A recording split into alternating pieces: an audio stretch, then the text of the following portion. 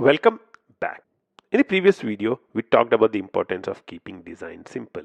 In this video, we'll be talking about 4 principles of simple design and how they would help us to keep our design simple.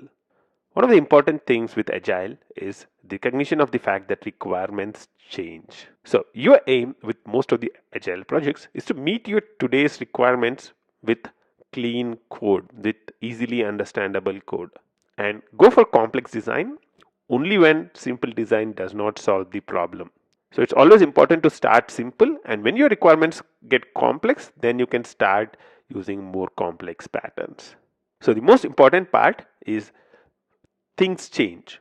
So it's very important to be prepared for the change. And how do you get prepared for the change? Is by having very good automation tests, unit tests, integration tests, and API tests. It's very important that all these are automated. You have simple design. And what are the 4 principles of simple design? The 4 principles of simple design are: runs all tests, contains no duplication, expresses intent of programmers, and minimizes number of classes and methods. Why is it important that code runs all the tests? Because you would want your code to work, right? So it's very important that your code is working at all the times. An important corollary to this is the fact that you should have a lot of automation tests. You should have unit tests, you should have integration tests, you should have API tests, which are all automated. You should be able to run them as part of your build. And all these tests should be running in continuous integration. That means as soon as you commit code in, all these tests should be run and you should have immediate feedback. So runs all tests ensures that your software is being tested all the time, so it's stable. One of the most important design principles is to have as minimum duplication as possible. Earlier we talked about common components. Why do you want to create common components? Because you don't want the same logic being present in multiple applications. Creating common components will help to centralize the logic and other applications can reuse it. Similar to that, different components, different packages, different classes in your code should not have duplication. When you have duplication, you have the same code residing in 2 or 3 places. And that means whenever there's a change, you need to change all these 3 places. And that's a big sign of bad design. Good design contains very less duplication. The third important point is expressing the intent of programmers. Your code should be easy to read. Your design should be simple.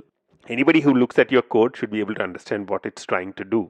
I would recommend you to pause the video in here and try and understand what this piece of code is doing. Try and pause the video here for 1 minute and move on. Now, let's look at another example of the same code.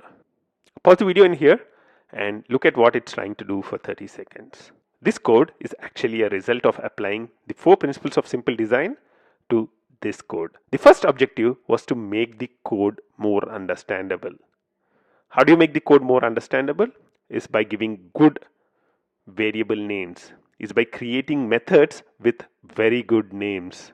Those are the 2 fundamental things for expressing clarity: variable names and method names. Once you have good variable names and method names, you can easily create classes with good names and it flows up from there.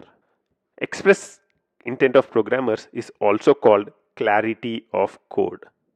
Your code should be very clear that anybody who looks at it will be able to understand it very fast. The last principle of simple design is all about having as less code as possible. You need to have minimum number of classes and methods, and these methods and classes should be very small. So small methods, small classes, and a minimum number of them is a very important part of having simple design. So you should achieve your business functionality with as minimum code as possible. In this video, we looked at the 4 principles of simple design. These 4 principles help you to keep your design very simple. Your first aim when you are writing some code, you are making a design, is to adhere to these 4 principles of simple design. And when you adhere to these 4 principles of simple design, you can start thinking about what more things that you would want to add. I'll see you in the next video. Until then, bye-bye.